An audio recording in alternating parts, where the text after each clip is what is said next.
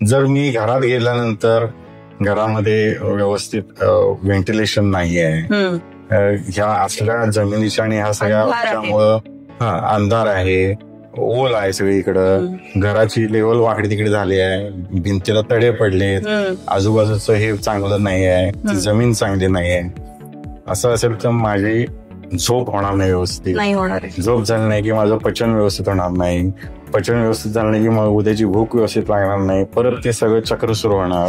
आणि हे फिजिकल लेवलवर काम करायला लागणार, तसंच मेंटल लेवल. याचे सगळ्याचे परिणाम माझ्या कामाच्या इफिशियन्सीवर होणार. जे काम मी करत असते त्याच्या इफिशियन्सीवर कामावर परिणाम झाल्यामुळे माझ्या फायनान्शियल वरती परिणाम. साहजिकच तिथं जर मी झोपा लागलो, पेंगा लागलो काम करत असताना, जे काम मला दिलंय ते मी व्यवस्थित वेळेत होत नाही, तर ते जे कोण मालक असतील ते तुम्हाला म्हणणं जावं म्हणजे तुमच्या फायनान्शियल मग तुमची चिडचिड सुरू झाली, मग घरातल्यांच्यावर चिडचिड, मग भांडणं, राग, हे सायकल आहे विशियस. म्हणजे वास्तुशास्त्राप्रमाणे घर नसल्यामुळं लगेच उद्याच्या उद्या असं काय झालं असं नव्हे, तर त्याचे हे परिणाम हळूहळू तुमच्या ह्याच्यावरती हे होत राहतात.